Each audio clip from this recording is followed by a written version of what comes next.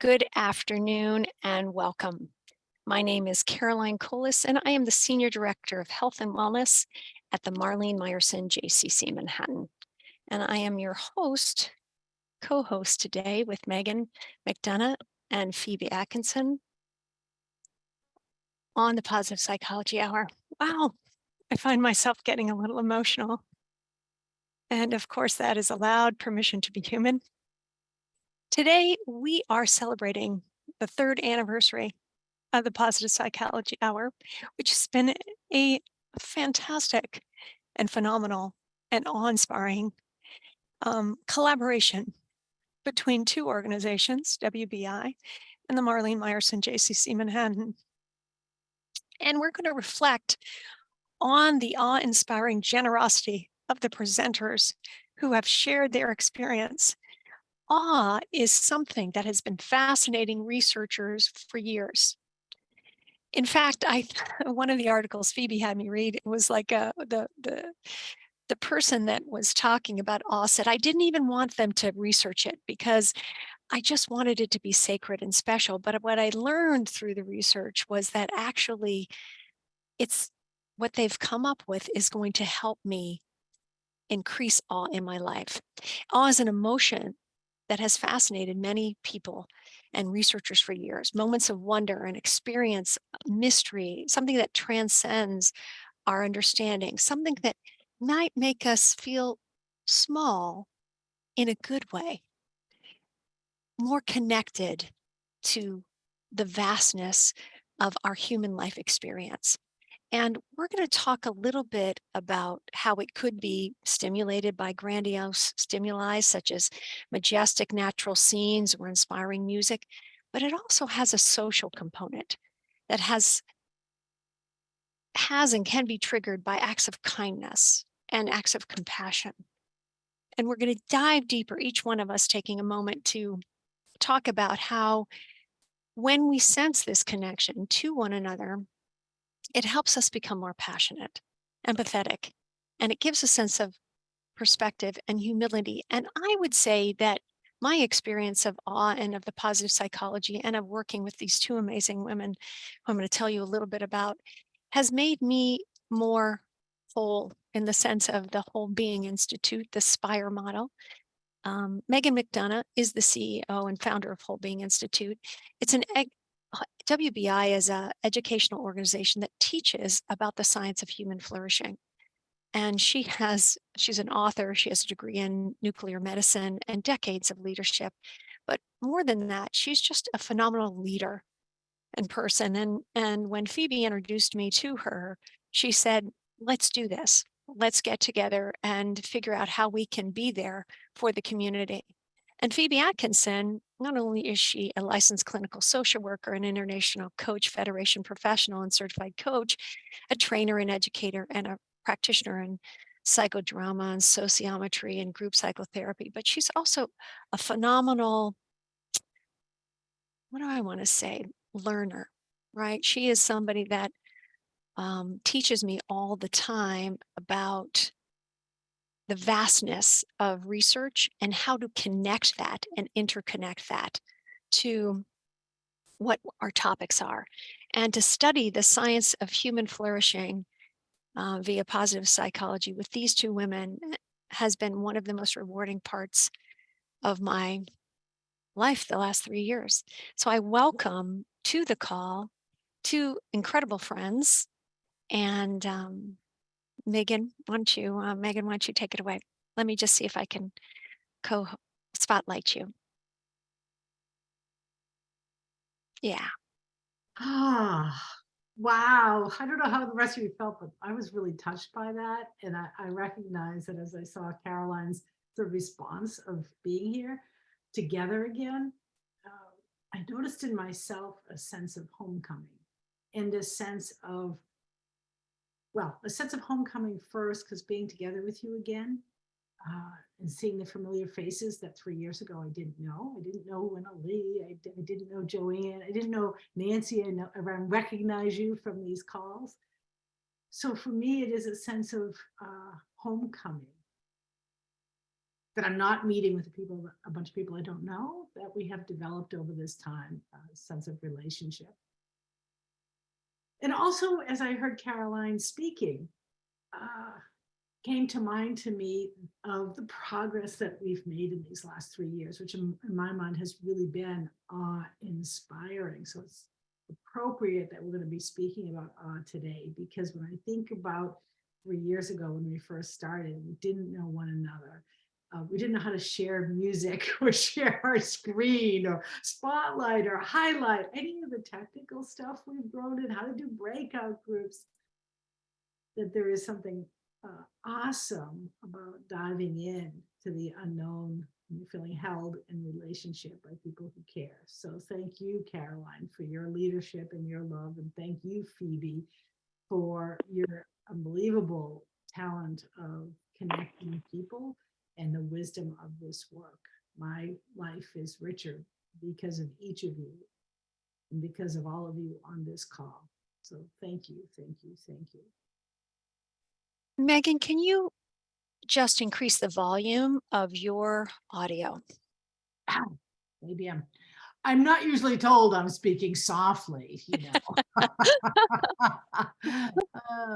Let me just see if I could change my video.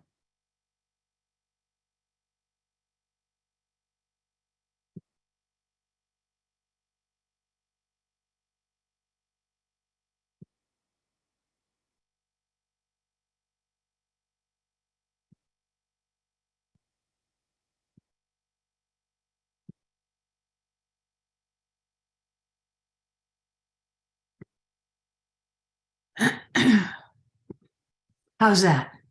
Amazing. That's great. I hope you heard what I just said for the last 5 minutes, nonetheless. Oh, yes, we did. We did. Uh, How's it, everyone? Just give me a thumbs up in the chat. Better. Thank you for that. Oh, another thing we didn't know how to do 3 years ago. So whether it's 3 minutes ago or 3 years ago, let's start the way we always start, which is with a centering and meditation. So I invite you to sit in whatever way is comfortable for you. You can leave your eyes open or closed, doesn't much matter. But take a nice deep breath in and a big exhale.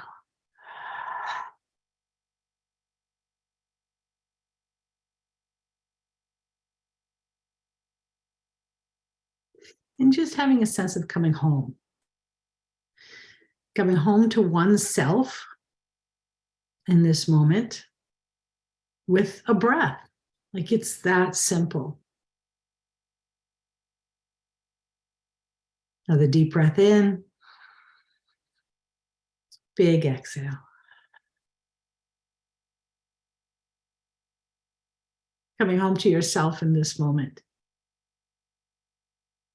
Hello, me. And as you come home to this moment, allow yourself to drift back and do some mental time travel for yourself. Caroline and I just spoke about what was awesome for us these last 3 years. See if you can pinpoint in that mental time travel a time for yourself. That was awesome. Maybe it was connecting to a new person here, a topic that you had no idea existed, or a skill or a practice that resonated for you.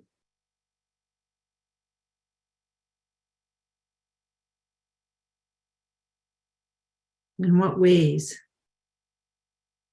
has this journey been awesome in the best sense of the word?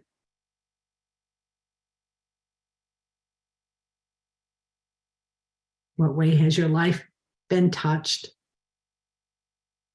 In what way have you been held by others when holding your own self felt too big?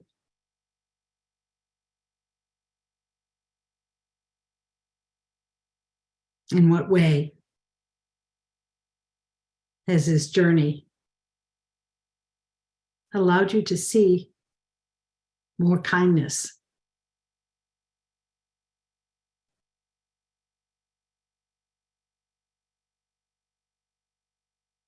Another deep breath in. Big exhale. Putting your eyes and taking a moment, and you can do like Mega is doing and doing a lovely stretch. Or what I'm doing right now is just taking a moment and looking around to each of you who have your nice new faces. Hello, Rachel. Good to see you again. Just going through either seeing names or people, some that you might know, some that are new. Welcome, welcome, welcome. Can you spend 30 seconds and write down in your journal something that you inspired awe or that was awesome in the best sense of the word? Take a minute and note that for yourself. What was that for you?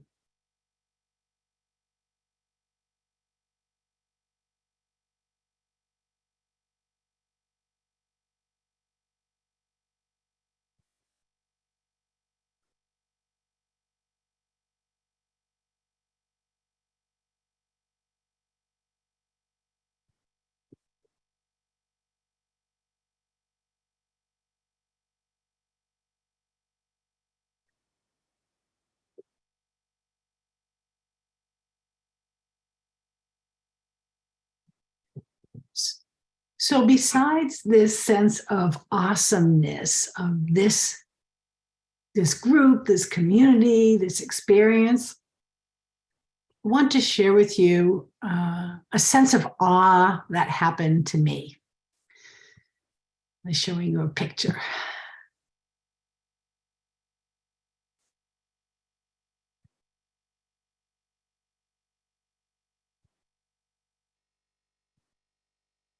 You guys can see this picture? Yeah? Good. Thanks, Mega. Mega, this is our beloved Cape Cod, which you know, both Mega and I are in love with the beaches of Cape Cod here in Massachusetts. This is First Encounter Beach. Now, every year, I've been going to the Cape since I was newborn. My parents used to go there for vacation, so I've been going there every single year for the past 60 years. And over the past 10 years or so, a good friend of mine and I have gone down every year to the Cape. She's a CEO of another organization, and we call it our leadership retreat, which means we sleep on the beach all day. Sometimes we talk about work, but basically it's a time of replenishing and of resting. And on this particular day, we had our dinner, and then our habit was to go to the sunset, because Mega knows that First Encounter Beach has amazing sunsets. But on this particular night, it felt like I was breathing in the color magenta. This picture does not do it justice, but in real life, I could not stop looking at the sky. And everybody on the beach was doing the same thing, because everywhere you looked in 360 degrees was this unbelievable, gorgeous palette that not only painted the skies, but also was reflected on the water and was infused in the air that you were breathing. It was like I was breathing magenta, the color. And these colors just shifted from one beautiful way of being to another, such that my heart just exploded with appreciation of the beauty around us. And I kept giggling. I would look up, I'd take a million pictures, and I would look at strangers and I would say, "Can you believe this?" And we're all saying, "Can you believe this?" We had these shared moments of positivity, of connection, to just be in the shared experience of profound beauty in nature. It was a sense of awe for me. So one of the things I asked you, whether it was this last 3 years or some other point for yourself, is to actually elicit and think about those times in your life where you felt sense of awe, or even a spiritual experience, or a connection to the divine, something bigger than yourself or nature, a sense of being held, of connected, and expansion, of feeling small in the presence of such largeness. Can you touch that in your own life? And as Phoebe will talk about in a little bit, it doesn't have to be the big nature, and it could be something simple. The connections we see in every day of kindness and compassion. So she'll get more into that for a bit. I want you to think about that for yourself. I asked you to journal, and I'd love to just hear from some folks so that we can share some stories of awe. Does someone feel comfortable unmuting and sharing with the team, the group here, an experience of awe where you felt something bigger than oneself? Just raise your hand or unmute, whatever you're more comfortable doing.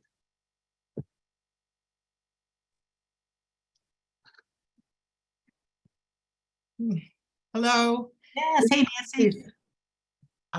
Looking out my window at the trees bare of leaves against the sky. Mm. My artist friend used to call that seeing the bones of the trees, especially when the bones of the trees, the whiteness of the tree branches, are juxtaposed against a purple sky. You know that. Thank you for that, Nancy. Who else wants to share? Moment of awe. It's Patrice. Yes. Hello. Patrice. Hi, Patrice. You mentioned Cape Cod, and I immediately went to a whale watch I went on off of Provincetown. Yeah. It was the most amazing thing. Humpback whales. As I'd like to say, I was just contemplating the ocean and communing with the whales. And it was just glorious. Yeah. Thank you for that. Thank you. That is amazing. One more. I see two more, Laura and then Majano. Is that how you say your name? Yeah. So you want to start, Laura, and then we'll go to Majano.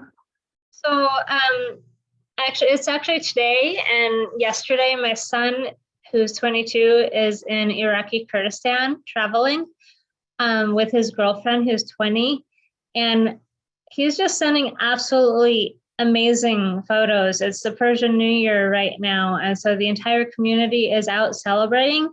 And they have just taken my son and his girlfriend in and, you know, included them like they are family and shown them the sights, got into taxis together and took them on tours of their hometowns, and then asked them to spend the night there. And the entire town has come over to meet, quote, the Americans. And just amazing, this kind of sense of how small the world is, yet at the same time, here's this country and community that, you know, a lot of Americans are afraid to go to, and just see the ultimate beauty and the culture and the people who live there. That's a beautiful story. Thank you so much for sharing that. Yeah. And one more, Bijanu. I was recently in St. Thomas and I went snorkeling, and there was just a time that there were just a million white fish all around me. And it was just so magical. I mean, and it was so sensual, like multiple, you know, the feeling in the water and looking at the fish and feeling them. And it was amazing. Yeah. Oh, I can feel that. Yes, between the whales and the water and the fish and the trip to Pakistan, all of your stories really speak to me. Thank you for sharing those. And in sharing stories, as we'll find out in a moment, they help us elicit awe as you tell your story. We feel that when you share your story. And I see a hand raised to those of you who are that person who's on a phone. I'm sorry, your name isn't coming through. Oh, okay. I tried to unmute. Can you hear me? I can hear you. Oh, good. My name is Barbara. I thank you very much for calling me. Hey, Barbara. Yeah, what the person just said just before me brought up this wonderful memory. When I first learned how to snorkel, with a man I was in a relationship who was scuba diving and snorkeling, and I was afraid to do it. And we would go to the Berkshires often to a place called Laurel Lake in Lee, Massachusetts. And when I became confident about snorkeling, when I went under one particular time, seaweed, when it comes up in your hand, it's all mushy and it's limp, but underwater, it's all firm and it looks like a castle. The symmetry is unbelievable, and the texture and the body of it. And I watched these gorgeous exotic fishes, little fish and big fish, going in and out of the castle. And just waving in and out of it. And Wow. I've never seen anything like that. The color, the beauty, the texture, and the symmetry, the movement, everything. It was amazing. I've never forgotten that. Thank you for listening.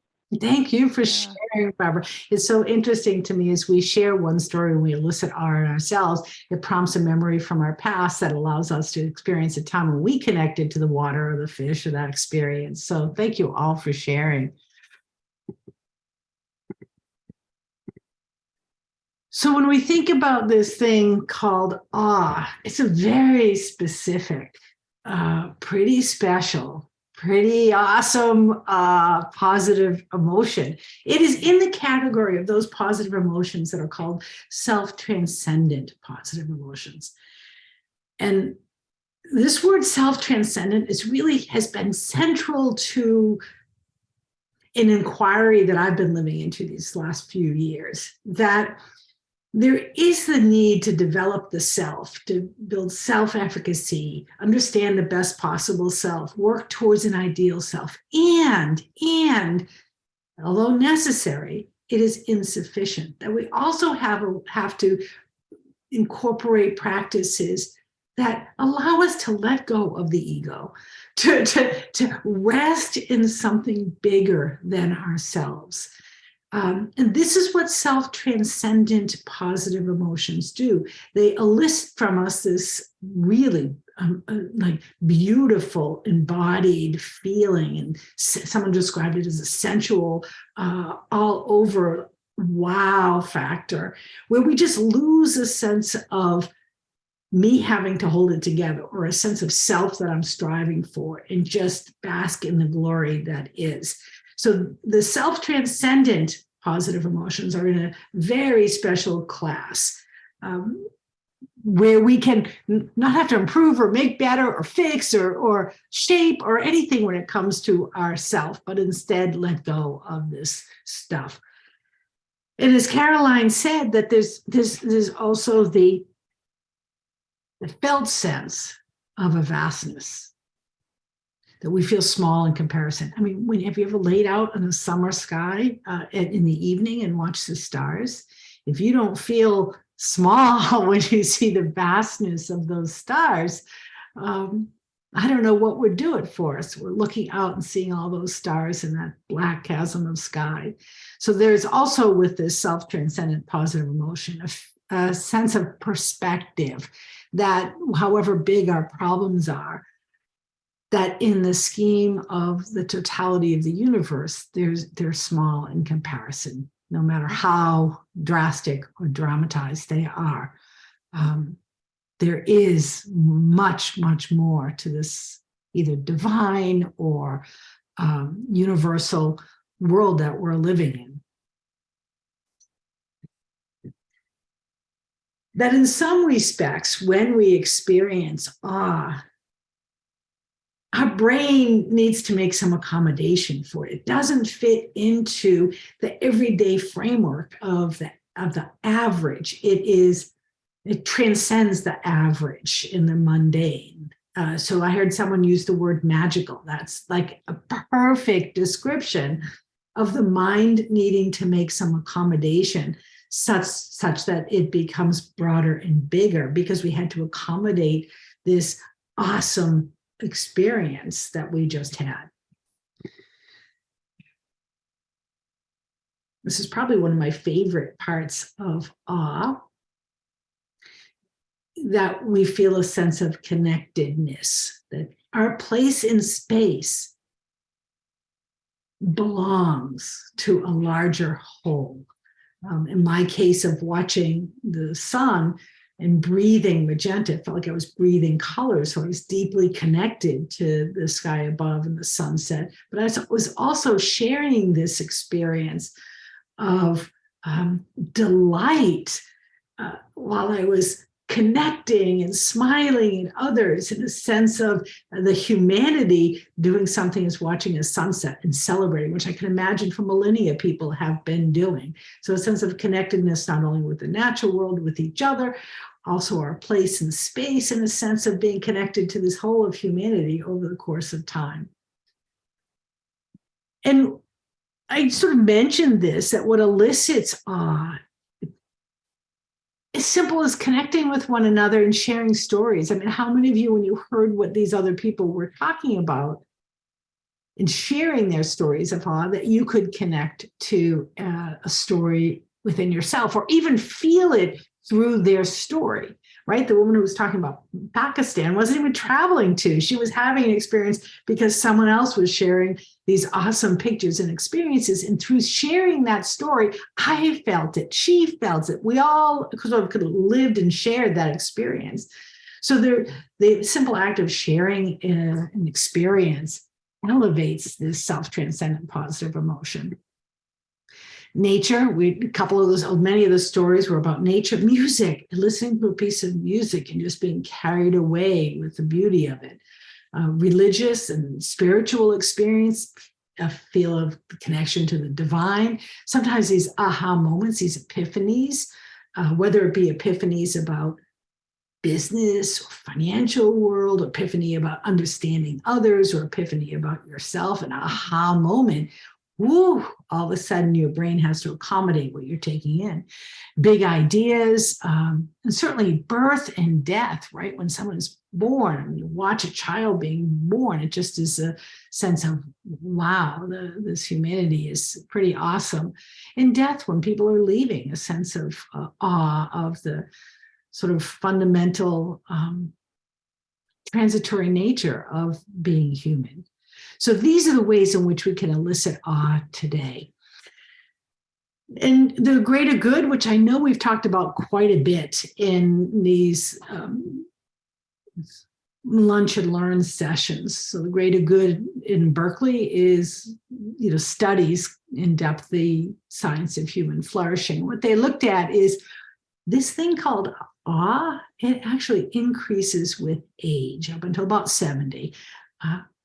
I can sort of see that happening myself. There's an appreciation of what you're noticing, and there's an appreciation that life does come to an end, and in that it becomes sweeter. So our appreciation of in our felt experience of awe goes up as we age, and this is based on 6,000 responses. And we can also see that those who rate life higher in spirituality, in other words, say, I consider myself a spiritual person, tend to experience more awe through the day, which again makes sense because there's a sense of belongingness to a bigger picture than just the individual. And interestingly enough, women seem to score higher on awe than men overall, and that income and location don't matter when it comes to experiencing awe. So when we think about this experience of the awesomeness of life and the difficulties that we can experience and trying to live life, I love this quote by Albert Camus, who says, "In the midst of winter, I found there was within me an invincible summer." It's almost like there's something bigger and brighter that's available no matter what difficulties we may be under in any given moment. Oh, Phoebe, this is yours. I'm going to turn it over to you now, my friend.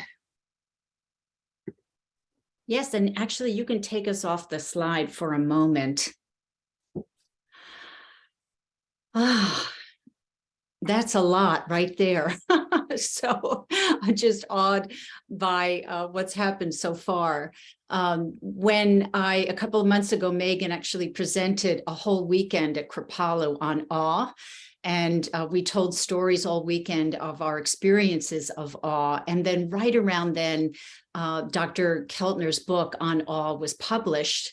And when Caroline and I were talking about with Megan the 3rd year anniversary, I immediately thought it had to be awe, because as you'll see from Dr. Keltner's 8 wonders of awe that he lays out in his book, one of those pillars are moral beauty. And he describes that as when you see people in their acts of kindness and in altruism and compassion and courage and overcoming hardship and challenges, that this activates awe. And it actually doesn't have to be, as Megan said, the Grand Canyon. It can be like Nancy said, looking out and seeing that tree, or having, as Laura said, you know, this encounter, her son describing what it was like for people to offer their goodness from their heart, to celebrate and include him. So we're going to look at this, what Maya Angelou calls allowing goodness its own speech. That's what this whole moral beauty aspect of wonder is about. And when I thought about the 3 years of the JCC programming, we've had, I think, close to now 300 speakers and webinars. Many of them are on our repository on the Whole Being website, the recordings there and the blogs.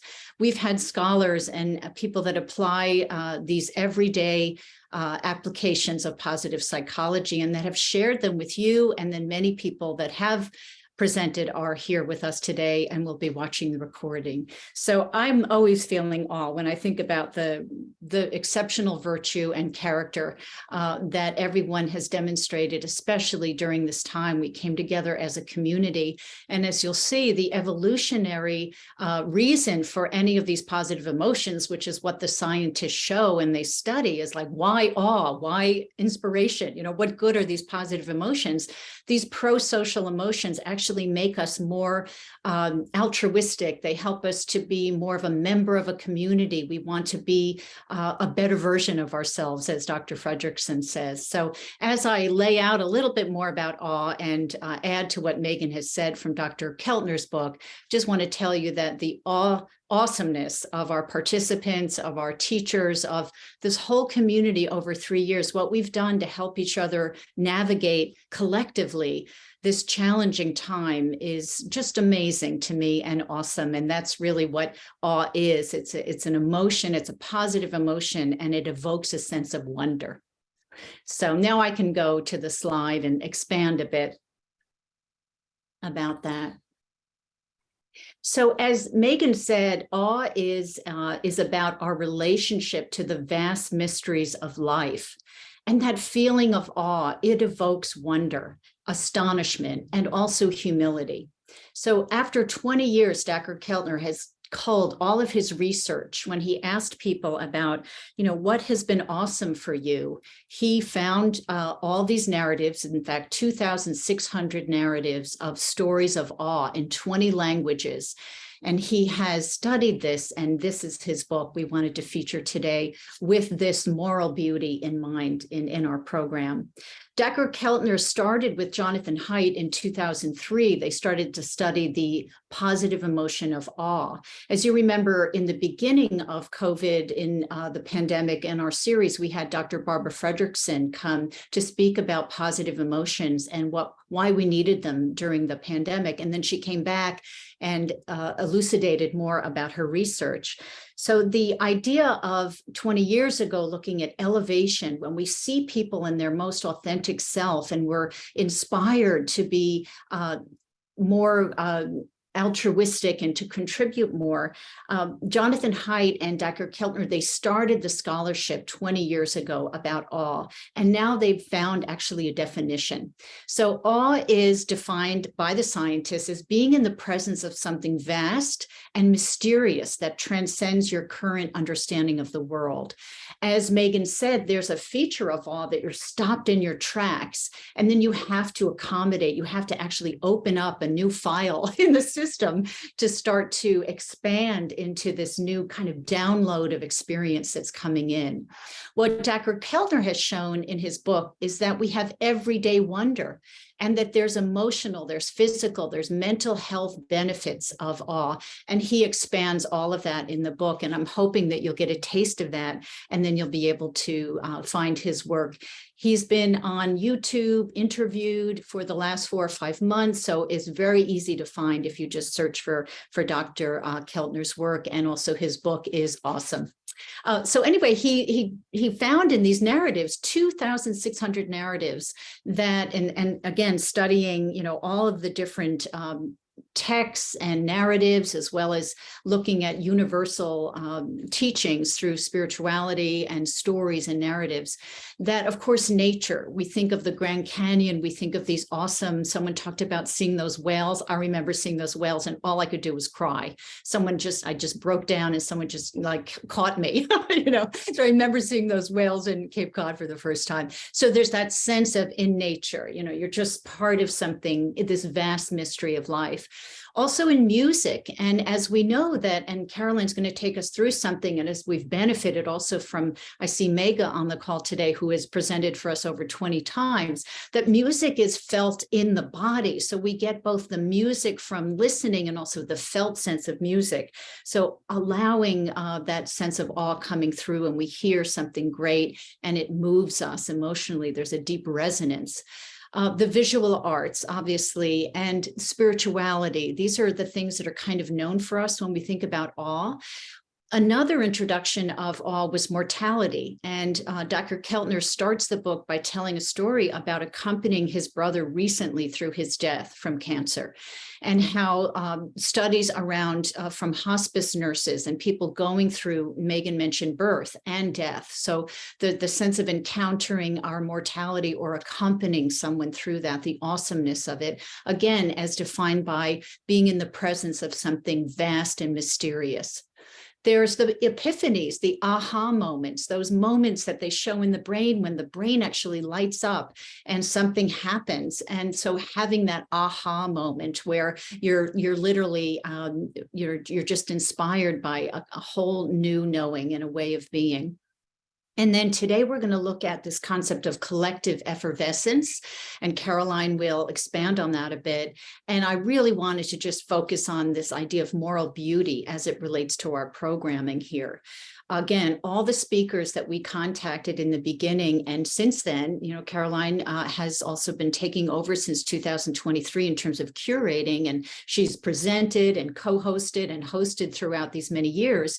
That people came on taking this very seriously. They wanted to think about what could they bring through the science and the application of positive psychology, their kindness, their altruism, their courage. We've had a lot of speakers that they're not used to presenting, you know, so this is all of our speakers and the moral beauty that they brought. So the most common source of awe was moral beauty, and he defines this as the exceptional virtue, character, and ability of others marked by a purity of goodness and goodness of intention and action. When they looked at the most common sources of awe from the narratives, when he just said, hey, what was a moment of awe? He was in awe of all the stories of the acts of kindness and courage. And think about that during our COVID time together, you know, all the ways people were inspired and lifted up by the small acts of kindness and people's courage, and how people have been, you know, demonstrating their strength and growing their strength and also overcoming adversity. So these kinds of inspiring stories of awe have come through in terms of moral beauty. That category is the most common. It's everyday awe that we can actually witness. And Dr. Keltner was inspired by a speech that Maya Angelou gave about the purpose of her creative writing. Michael Angelou has been quoted that she says, my life's work has been about allowing goodness its own speech.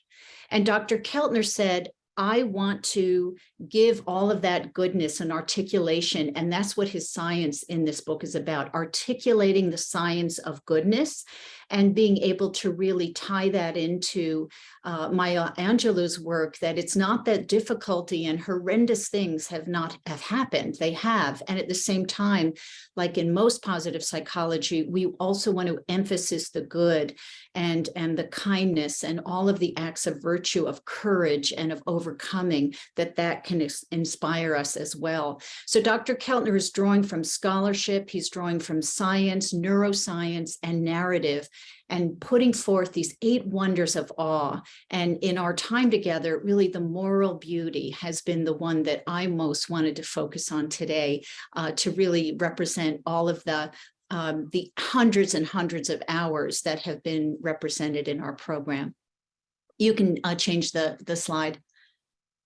So here are some of the names in 2020.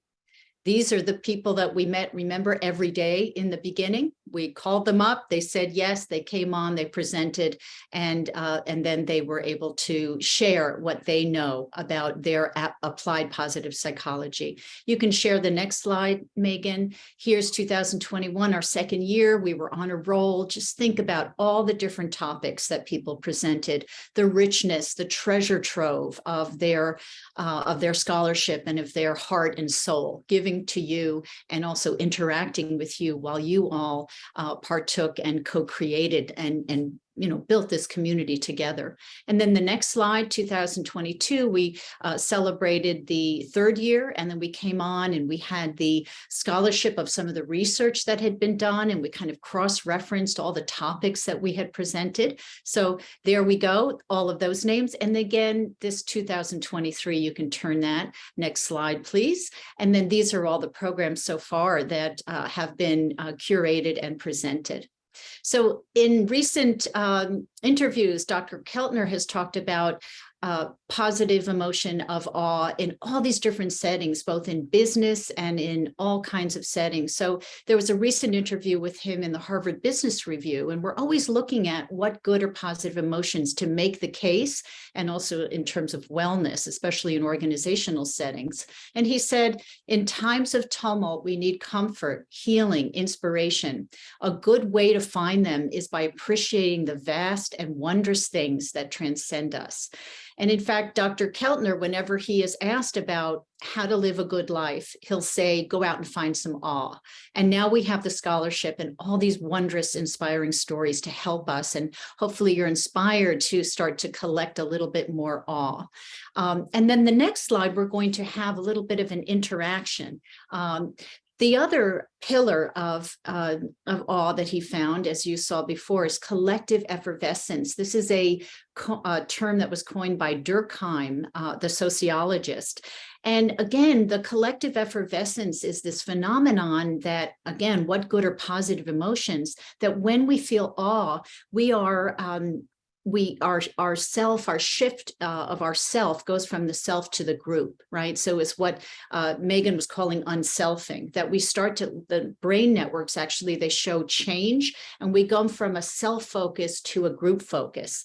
And one of the collective effervescence ways we do that is through movement, through dance, through music. When we have this sense of the sacred, it brings us together. So he says that it is awe that activates our inclination to share and create our strong networks. This is the evolutionary nature of why it inspires us to build our networks, to take action that are good for the natural and social world around us.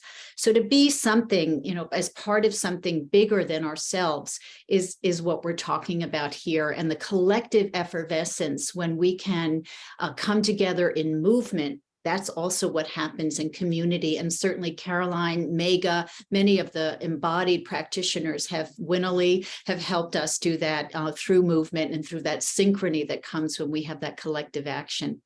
There's so much more to say about this, but I want to give time for Caroline. One of the practices that Dr. Keltner has on the Greater Good website is to do your awe practice on a regular basis, to really feel yourself embedded in the communities that you're part part of, to feel your contribution and your sense of belonging. So I really encourage you to go to the Greater Good website. And while we still are together, I'll type a few things in the chat that you can find them easily.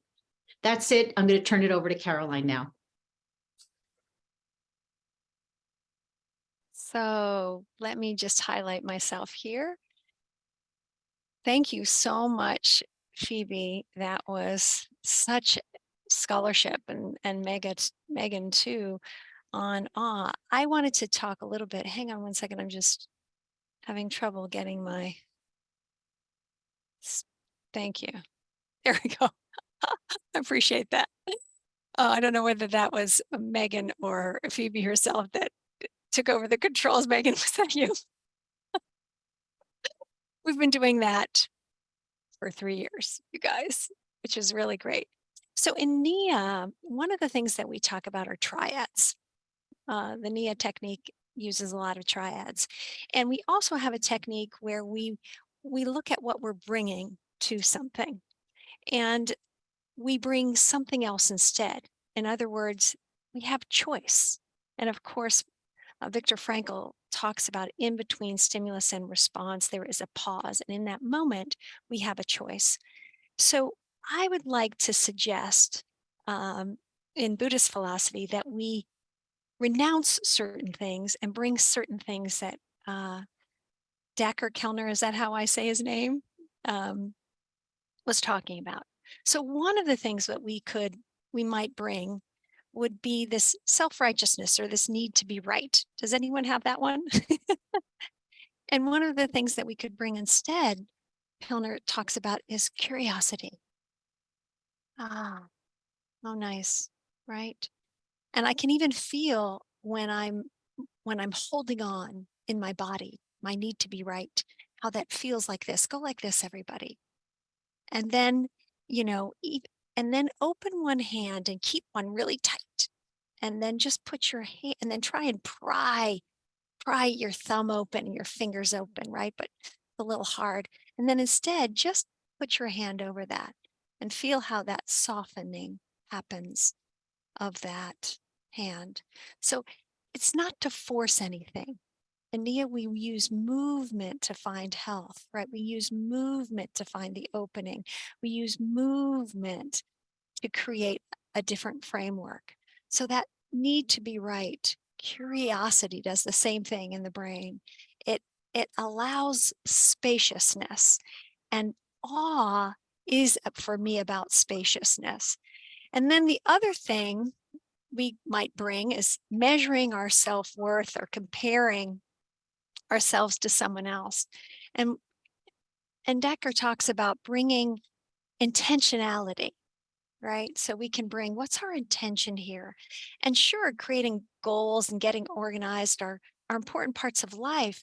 But if we trust that our life could turn out best if we just let go and act from our intentions, that gives us more space to learn from the circumstances. One of the things that SIP taught me so much, and I really encourage anyone who's interested in it to consider the certificate in positive psychology, is to look at how can I grow from this experience instead of measuring whether I'm failing or winning, right? So we can replace that instead, and then kind of give up being the center of attention, right? Again, a very Buddhist philosophy. And Dacher talks about instead bringing mindfulness, right? And here's a great example of what I mean. Have you ever noticed that when you get on the highway at rush hour, everyone else is the traffic, not you? But you are the traffic too. We are the traffic too. So this idea of being mindful that we are part of the world also is another way of, and as Nia said, often says, what can we bring instead? So as we move together in what I'm going to call a hand dance, I want to remind us that we are energy, that we are light, and that we can dance together in that way. So let me put on this song. And I'm going to change my view, or maybe Megan can help me do that, so that, wait 1 second. Let's see if I can play this.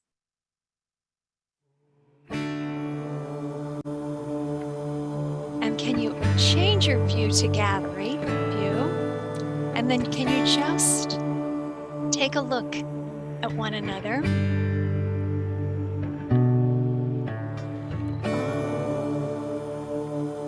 Yeah. Oh my goodness. Look at the light in everyone. And you can notice the person and what surrounds them, their environment.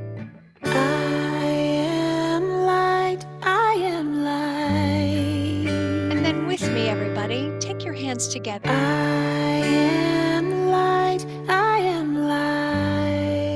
Megan taught me this.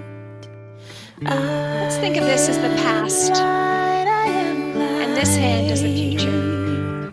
And bring them together. And we're in the present. And can you just let your hands dance? I am not the pieces of the brokenness inside. And then rub them together and open. Again. I am light. Beautiful. Watch all the hands dance. And then let your hands dance. Yeah. Beautiful.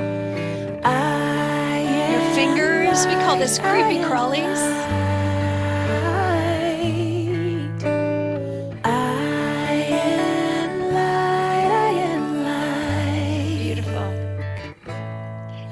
The mistakes that I have made, or any of the things that cause contraction. I am not the pieces of the dream. And then release that. Rub your hands together.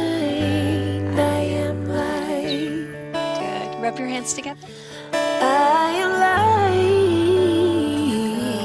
I am light.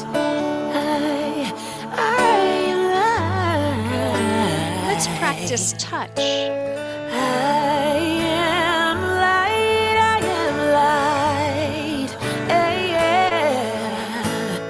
I am light, I am light. I am not the color of my eyes. I am not the skin on the outside. I am not my age, I am not my race, my soul inside. Wrap your arms around your body. Give yourself a hug. Oh, light. Oh, reach your hands out. Yeah. Oh, light. Bring them together. I am light. Close your eyes. Breathe in. Make your exhale a little bit longer. And then open your eyes. Divinity defined. I am the God on the Just one hand. I am a star, a piece of it all. And then add the other hand. I am light. Bring them together. And just hold on to that moment.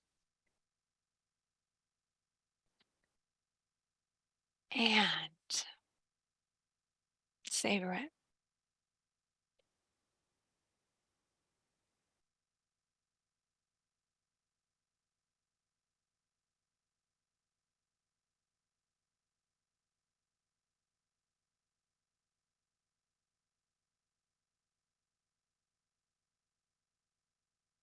Namaste means I bow to the sacred, to the God, to the light within you, right? We are sacred. Awe is one of those transcendent virtues. And now, if you would like to do what Sue taught us so beautifully last week, which is a little waterfall. Megan had you write your moment of awe, something that reminded you of in your journal or on a pad of paper. I shared with you mine, which was being read to last week. I don't know the last time someone read a children's story to me. It filled me with wonder. And Susan, the song is by India Ari. I Am Light. So, And Caroline, as people are sharing their examples, also to maybe even include the qualities of that, the essence of it. If it's, a large story, you can just boil it down to some essence, whether it's something Yeah. like last week with Sue on the community or something. So, and then we're going to hit send. Ready? So do you need more time? So go ahead and just write something in the chat. Don't hit send quite yet. And then we'll get to experience what Sue described as a waterfall. And I found that quite awe-inspiring too. Just give me a little thumbs up when you're ready so I know. Anybody need more time? Mega, okay. Ready, everyone? Hit send. Oh my gosh, how fun. And we get a little awe bliss, a little awe waterfall. So let's see what we've got. Oh my gosh. Wow. Hearing the sound of silence at dawn in the Canyonlands at 5 a.m. in 1996. Sunset, watching classical ballet, the opportunity to be in community with JCC and WBI. What a blessing and a gift. 48 years of awesome honest in my marriage. Always a new adventure and fun. Moral beauty of humanity. Yes, sunsets, righteous Gentiles. Did I say that right? All right. Weekly dancing via Nia on Zoom with Caroline. Aw, a dog I never seen before who I knew was feeling sad and came up to me. Aw. Blossoming spring, working with Caroline and Phoebe to bring these sessions to life. Our hand dance, Unity and Love. Children's book by Dr. Fauci. Great. Walking in the cold breeze and feeling the wind on my skin, I guess, Susan? Yes. Summer sun on a spring day. So thank you for sharing that and for elevating us with your stories of awe and bringing, as we said in Nia, that instead. It's not to negate what we have, but it's just another way of either being in the swamp or the pond, right? Both are true. Phoebe, when we were talking about positive psychology, you said that there were two things that positive psychology does, right? Can you talk about that a little bit? Sure. I was just reminded by a talk that I heard the other day that we really look at two things. It's the science of resilience and also of constructing wellness. So we're looking at ameliorating suffering, that we always need to address that and to find ways to help people relieve suffering, as well as to build their wellness on an ongoing basis. That idea of co-construction, of choosing, of, as Maria would say, shaping our days. So we're looking at both all the time.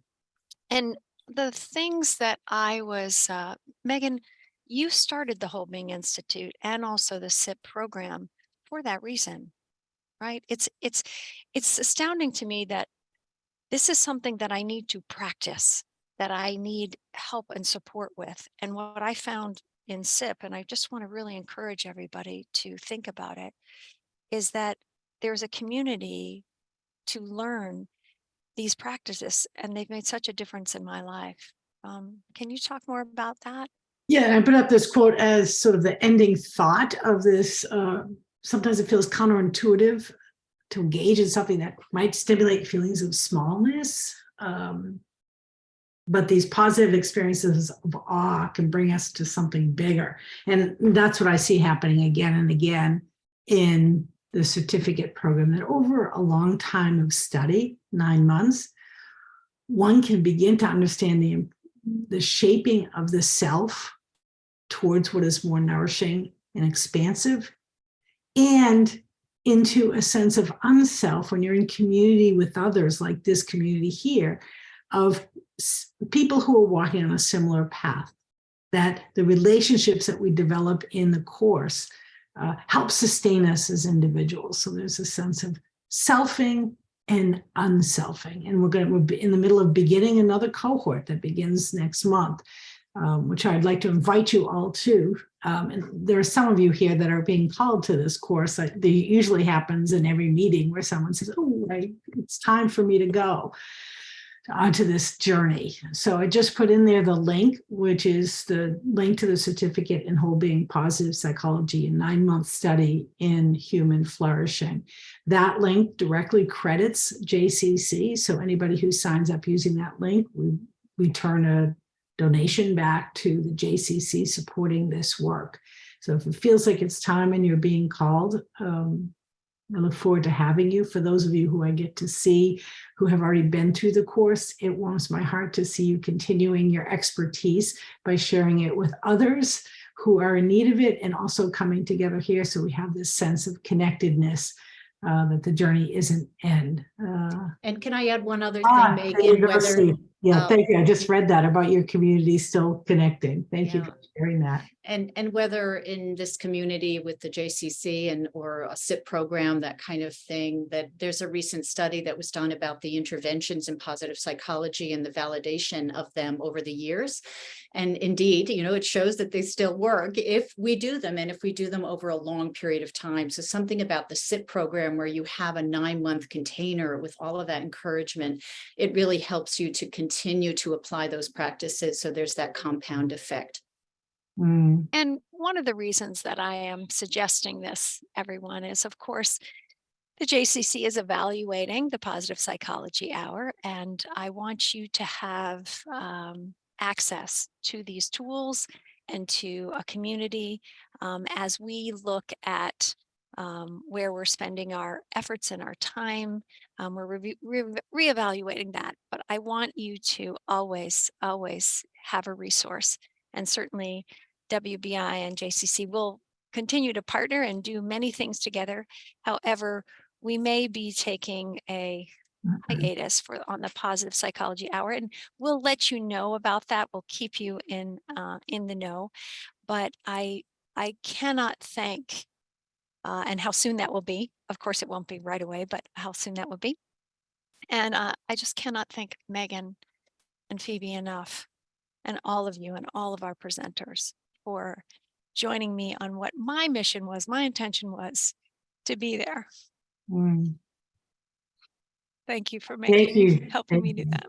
Thank you, my love. Thank you, all of Thank you. you. Enjoy the rest of the day. everybody. Filled with Bye-bye. lots of awe. Bye-bye. Take care, all. Thank you. Take care, everyone. Take care of yourselves. We'll see you next week.